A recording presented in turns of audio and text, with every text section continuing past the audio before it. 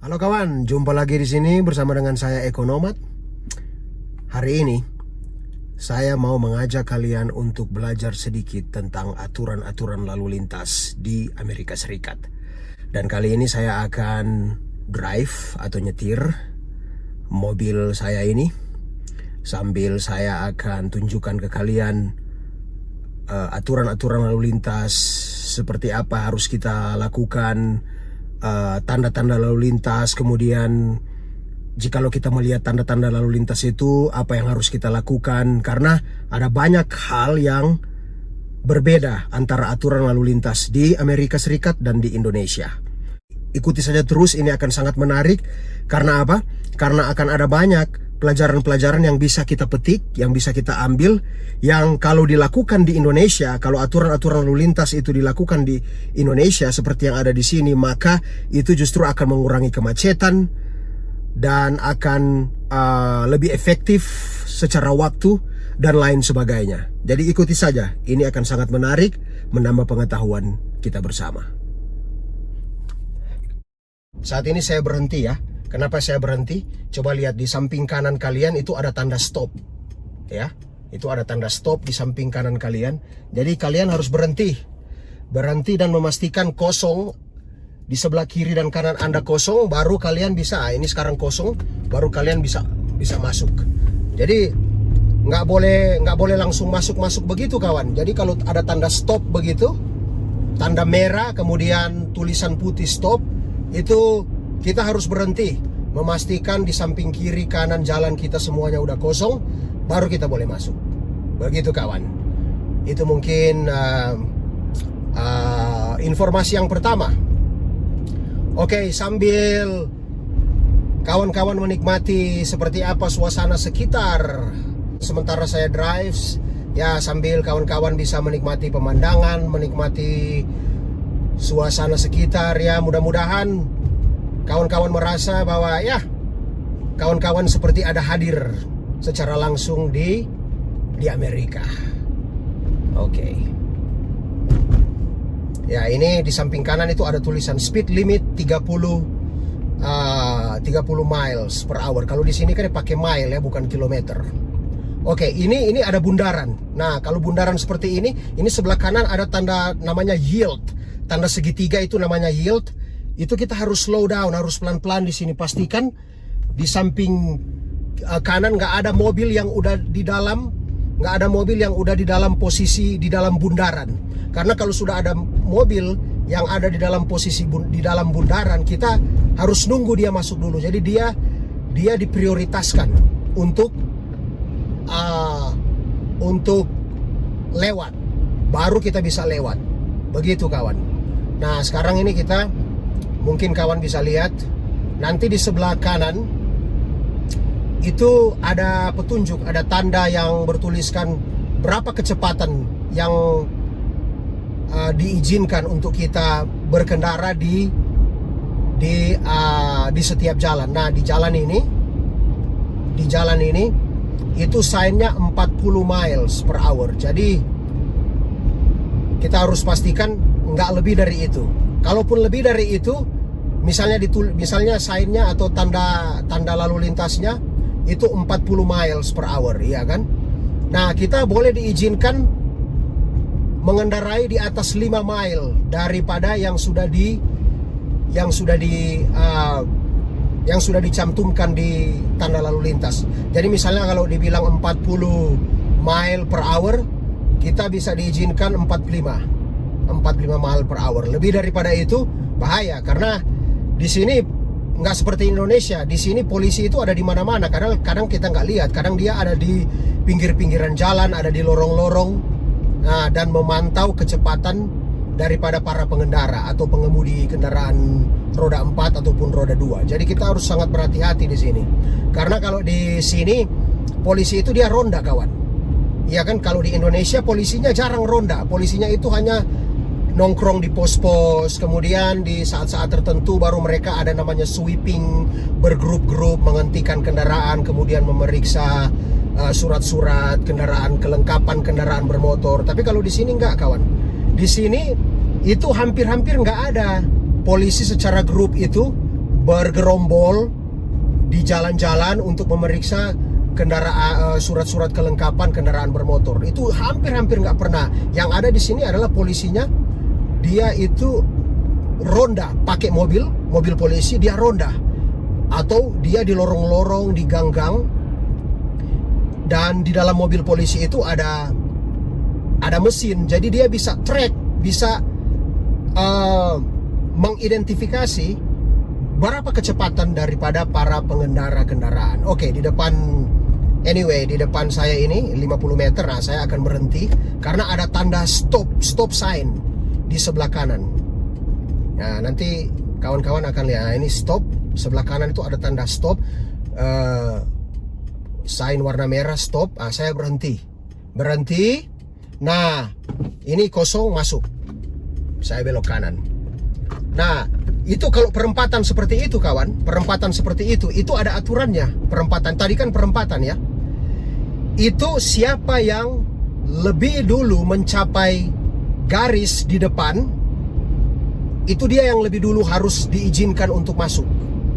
Begitu. Jadi misalnya di perempatan itu ada 4 mobil yang mulai mendekati garis di paling depan, oke? Jadi kita harus pastikan siapa yang lebih dulu mencapai garis yang paling depan, oke? Jadi kalau siapa yang mencapai garis yang paling depan, dia yang harus lebih dulu diizinkan masuk. Begitu, kawan. Jadi yang lain harus nunggu. Nah, itu. Oke, kita akan masuk highway ini. Kita akan masuk jalan raya besar, jalan raya utama. Coba lihat, mungkin kalian bisa lihat lah, jauh di depan saya sana itu terbentang pegunungan. Dari sebelah kiri sampai sebelah kanan itu pegunungan. Mungkin kalian bisa lihat ya, pegunungan es di depan sana. Itu Gunung Evans. Itu gunung yang terkenal di dunia selain Gunung Alpen yang ada di Swiss, Italia, Slovakia, Slovenia, Italy. Jadi Gunung Evans itu terkenalnya itu sama dengan Gunung Alpen yang ada di Eropa. Oke, ini saya sudah di jalan raya ya. Ini saya di jalan raya.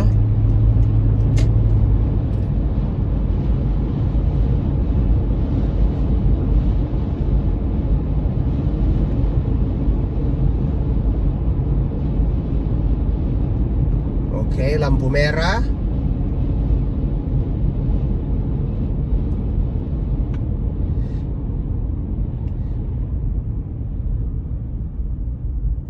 Nah, ini ada aturannya juga. Ada aturannya. Nah, coba lihat, saya parkir. Kalau di sini secara aturan itu kalau berhenti di lampu merah kayak gini, itu pastikan kita masih bisa melihat ban atau roda mobil yang ada di depan kita. Nah, seperti ini kan kita masih lihat. Jadi kita nggak bisa coba lihat mobil yang di sebelah kiri saya juga melakukan hal yang demikian.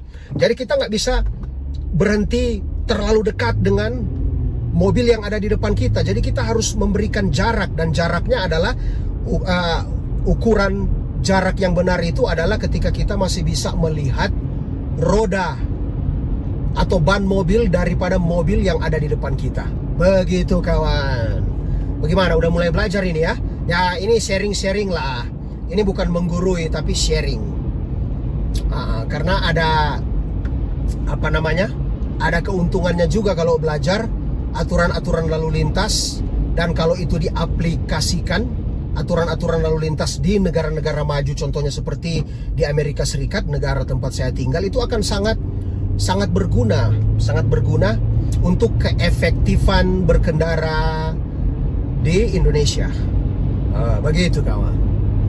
Oke, ini di sini kecepatannya 45 miles. Jadi kita boleh diizinkan 5 miles di atas aturan yang sudah ditentukan. Berarti 50 miles. Kalau lewat dari 50 miles bahaya, kita bisa diberhentikan oleh polisi nanti. Begitu, kawan.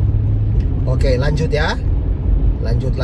Oke, semoga kalian menikmati suasana pemandangan ataupun dia melihat suasana berlalu lintas di negara bagian Colorado, Amerika Serikat, tempat saya tinggal.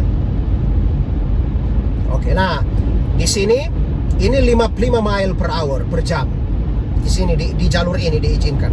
Nanti kalian akan lihat di sebelah kanan nanti ada sign-nya, ada tandanya warna putih, kemudian ada tulisan speed limit 55. Nah, itu artinya kita harus berkendara di jalur ini sesuai dengan aturan yang sudah ditentukan.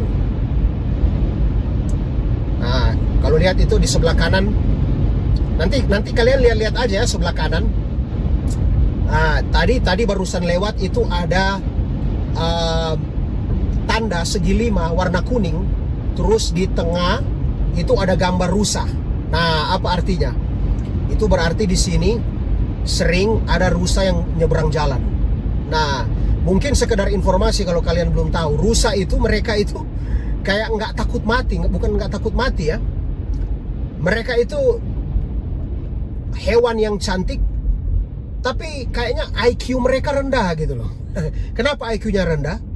Karena ini rusa, dia kalau lihat cahaya, dia justru mengarah ke cahaya itu. Makanya banyak rusa-rusa yang ketabrak mobil. Oleh karena apa? Oleh karena dia motong jalan, dia lihat cahaya mobil. Bukannya dia menghindar, malah dia mengarah, lari ke arah cahaya mobil itu. Akhirnya apa? Ditabrak mobil lah, dia tewas. Begitu. Nah, itulah rusa. Nah, makanya tadi itu ada tanda sebelah kanan saya warna kuning segi 5, kemudian ada gambar rusa. Nah, itu artinya peringatan untuk berhati-hati berkendara di jalur ini, oleh karena kadangkala ada rusa yang tiba-tiba nongol aja dan menyeberang jalan. Nah, dan bisa mengakibatkan apa? Kita menabrak mereka dan bisa mengakibatkan juga kita celaka, begitu. Begitu kawan. Oke. Jadi kita ini masih di kecepatan 55 mile per jam.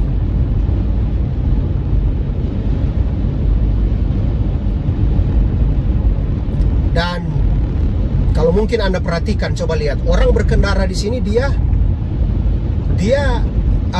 teratur gitu loh. Jadi dia berkendara pada garisnya, begitu. Jadi di sini juga nggak sembarang itu melambung mengambil jalur orang lain, itu nggak sembarang juga begitu. Karena kalau polisi melihat itu kalau dia terlalu agresif, dia mengambil jalur orang, dia melambung mau melewati mobil yang lain, kalau polisi lihat dan itu terlalu agresif, itu dianggap membahayakan dan dia itu bisa dihentikan oleh polisi di jalan. Begitu kawan.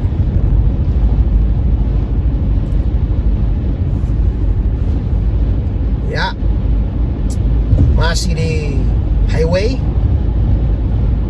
Wah, kalian mungkin nggak bisa lihat ya, di sebelah kanan saya ini pemandangan indah sekali, pegunungan. Kemudian kita ini ada di Centennial Town, kota Centennial, masih di Colorado. Oke.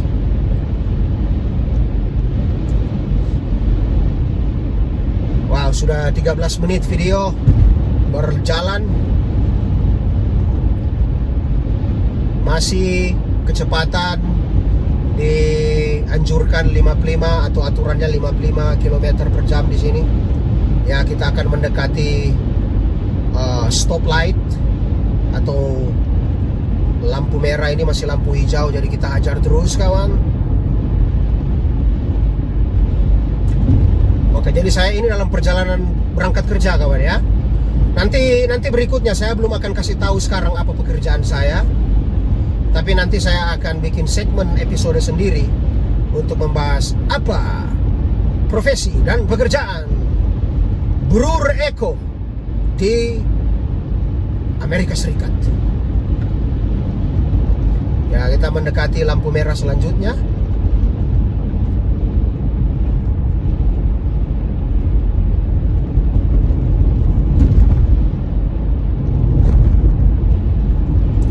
Hijau, jadi lurus terus.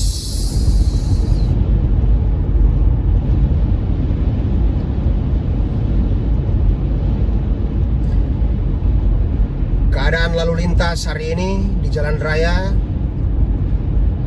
cukup padat mengalir. Nah, tapi ada yang menarik di sini ya, kawan. Kan saya, istri saya dan keluarganya semua kan bule ya. Jadi mereka itu punya klasifikasi atau ukuran macet. Kalau di sini ini kayak ini ya, kalian lihatlah keadaan atau situasi jalan raya kan lumayan padat ya. Tapi kan mengalir lancar. Tapi kalau orang-orang di sini ini mereka anggap ini udah macet. Begitu. Ini udah macet ini. Padahal mengalir lancar dia. Jadi ukuran macet daripada orang-orang Amerika di sini adalah kalau di jalan raya itu banyak kendaraan, walaupun mengalir, tapi kalau banyak kendaraan itu dianggap macet. Makanya saya bilang ke kayak mertua saya, waduh ini belum macet namanya. Kalau di Jakarta atau di kota-kota di Jawa, macet itu artinya nggak bergerak. Jadi bisa 15 menit, 20 menit itu berhenti total. Baru setelah 15 menit, 20 menit bergerak mobilnya, dan itu pun bergerak 2 meter, 3 meter, 5 meter, berhenti lagi. Berhenti 15 menit lagi, 20 menit lagi, jalan lagi. 5 meter lagi, berhenti lagi, begitu. Itu macetnya di Indonesia. Tapi kalau di sini macet, bagi saya yang orang Indonesia bukan macet. Bukan macet. Ini belum masuk kategori macet buat saya sebagai orang Indonesia. Ini justru sangat nyaman justru berkendara. Bagi saya ini sangat nyaman berkendara di sini karena kalau coba lihat di sebelah kiri kalian, itu kan padat kendaraan mengarah ke arah yang berlawanan ya, ke arah yang berlawanan dari saya. Tapi mereka mengalir itu lumayan kencang mereka mengalir itu. Begitu. Jadi bagi saya macet hampir-hampir nggak ada di sini. Nah, tapi ada pengecualian kalau di Amerika. Di Amerika itu kalau Los Angeles, California, itu macetnya rada-rada mirip kota-kota di Jawa dan di Jakarta. Itu macetnya bisa berhenti itu kalau di Los Angeles, California. Tapi selain itu di negara-negara bagian Amerika yang lain itu macetnya masih sangat-sangat bisa ditoleransi. Begitu kawan.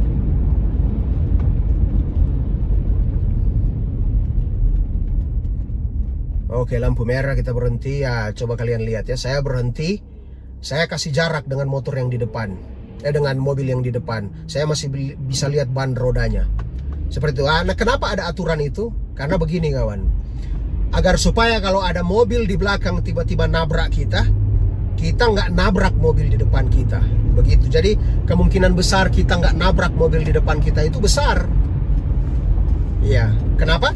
Karena jarak antara kita dan mobil di depan itu lumayan jauh. Jadi kalau kita ditabrak dari belakang, ada kemungkinan besar kita nggak akan menabrak mobil yang ada di depan. Begitu kawan. Oke, lanjut. Ya.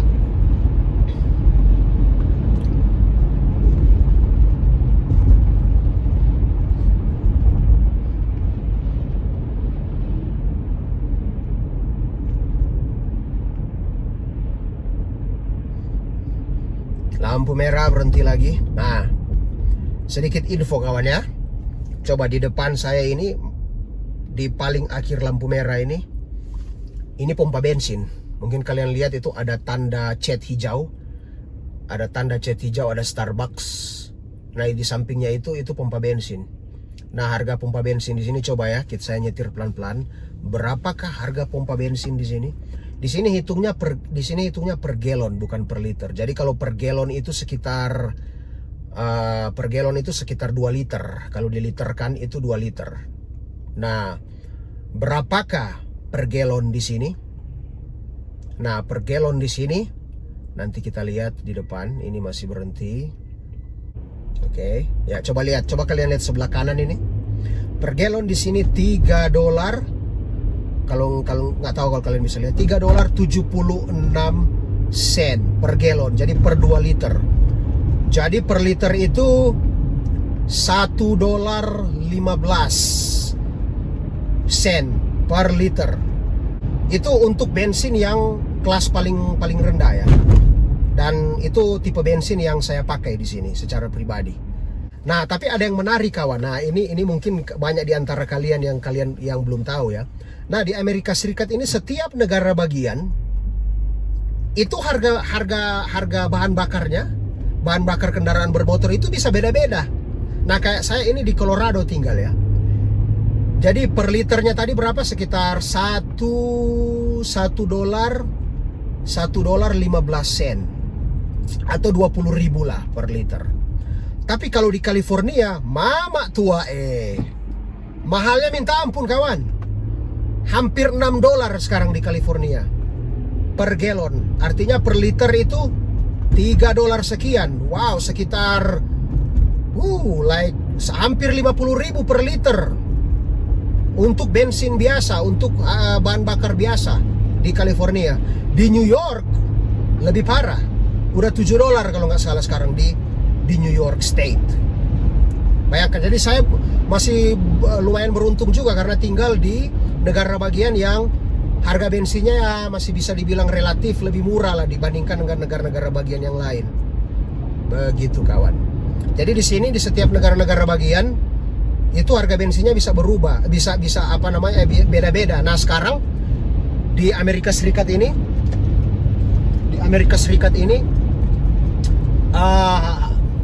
negara bagian yang paling murah bahan bakarnya itu di Missouri, negara bagian Missouri. Itu daerah selatan Amerika Serikat itu. Begitu, itu kalau nggak salah sekarang hampir $3, dia $2 sekian. Ya nggak beda-beda jauh lah sama di sini di Colorado. Begitu kawan. Oke, sekarang kita akan memasuki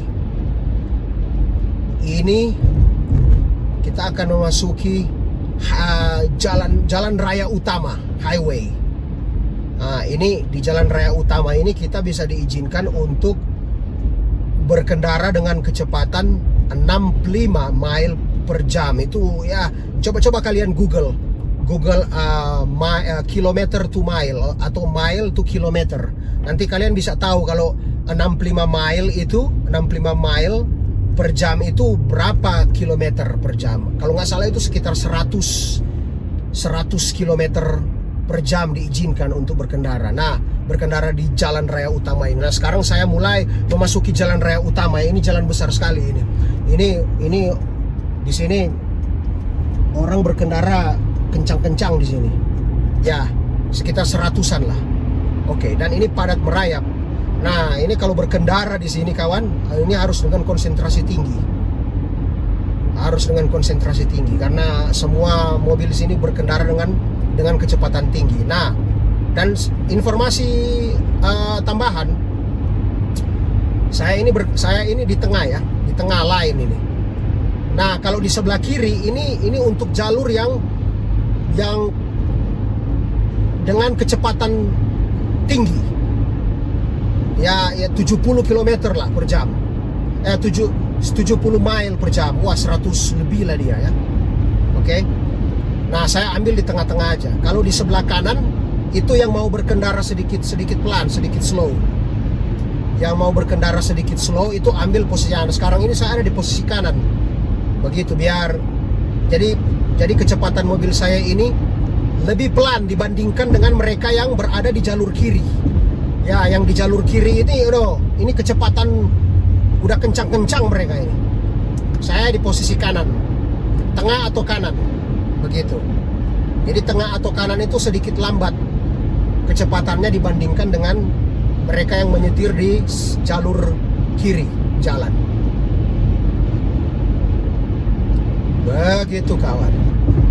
Alon-alon asal kelakon.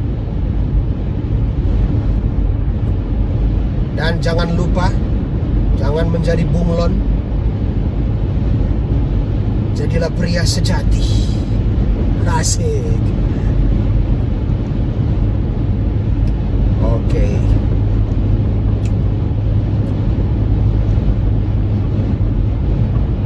Ini angin lumayan kencang di luar kawan. Saya bisa dengar suara angin menerpah, memukul-mukul badan mobil yang saya kemudikan ini.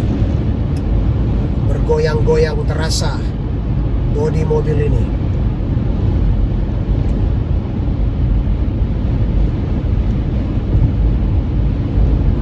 Oke, ntar lagi ya 5 menit lagi saya akan tiba di tempat saya kerja. Jadi jarak antara tempat kerja saya, oke, maksudnya jarak antara rumah tempat saya tinggal dan tempat kerja saya itu lumayan jauh juga, sekitar 26 menit berkendara. 26 menit berkendara, hampir setengah jam. Ya. Dan mobil yang saya punya ini Toyota Highlander tahun 2004 yang lumayan tidak bersahabat dengan apa yang namanya hemat bensin. Ya, jadi soalnya ini mesin besar 6 silinder kawan mobil ini. Jadi kalau dia berkendara jauh ya lumayan terasa juga pemakaian bahan bakarnya. Begitu kawan. Tapi asik mobil ini, nyaman, kencang, solid. Ya biasa kalau mobil-mobil tua Toyota, wah justru itu lebih bagus. Bodinya bersih. Jadi keselamatannya cukup terjamin. Begitu kawan.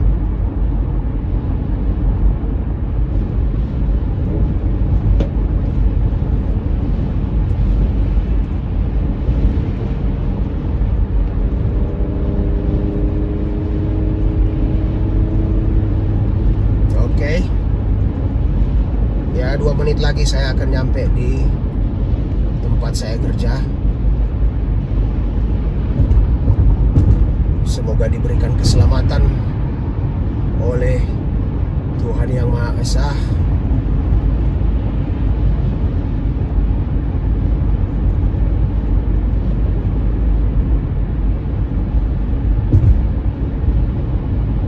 Kalau di Amerika ini, di sebelah kanan itu selalu pasti pintu keluar. Nah, jadi kalau kita mau keluar dari jalan raya ya, itu selalu pasti berada di posisi sebelah kanan. Nah begitu, jangan lupa, itu sekedar informasi ini. Jadi bukan di sebelah kiri. Kalau mau keluar dari jalan raya, kita mau keluar dari jalan raya ini, misalnya kita mau masuk ke kota yang lain, ini sebelah kanan kan. Ini exitnya atau jalur keluarnya ini sebelah kanan, bukan sebelah kiri. Selalu itu ada namanya exit keluar. Nah ini di depan ini exit 10A.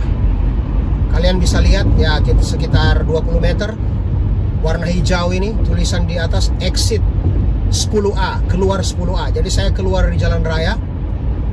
Ya, keluar jalan raya menuju ke kota, masuk kota saya ini. Begitu kawan.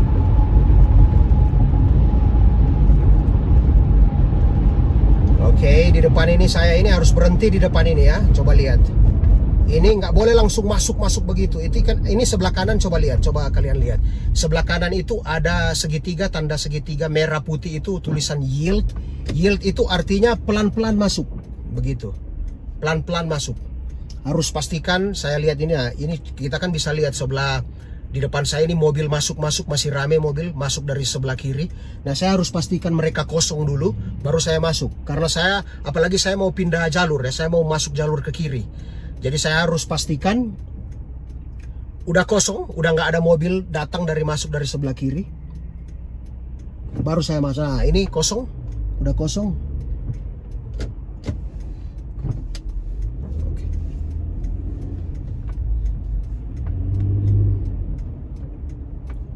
Oke, saya mau masuk kiri nih, tapi padat ini. Mungkin saya mutar aja di depan. Nggak bisa, susah. Saya ada di posisi tengah. Soalnya di sini aja saya mutar balik.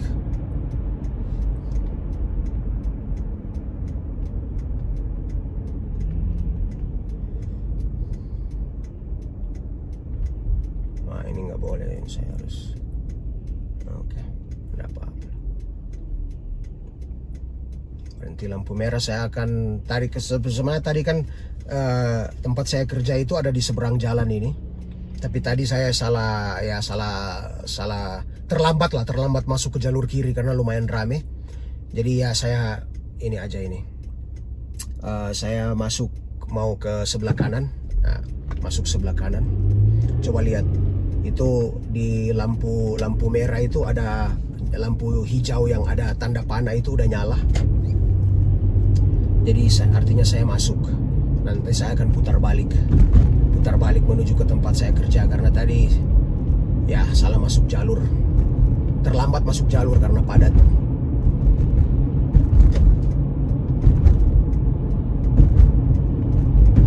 Saya muter aja lagi di sini. Nah, oke. Ini saya bisa masuk tengah-tengah. Ini kan di sebelah kiri saya ada garis kuning, kemudian sebelah kanan saya ada garis putih. Nah, kalau di tengah-tengah begini artinya saya bisa berhenti di tengah untuk ambil ancang-ancang belok ke sebelah kiri, masuk ke sebelah kiri. Tapi saya harus pastikan dulu semuanya kosong. Oke, semuanya kosong baru saya bisa masuk. Oke.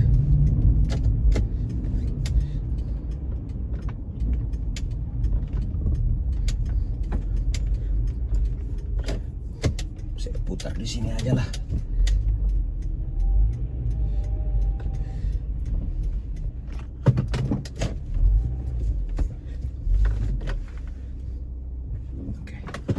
Oke.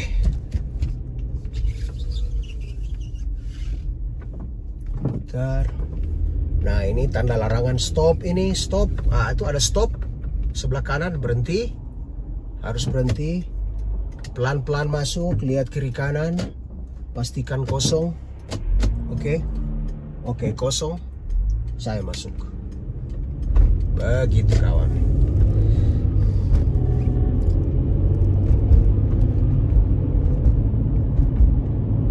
Ya. Oke kawan, mungkin sampai di sini saja karena saya udah hampir sampai di tempat kerja, hanya di pojok itu.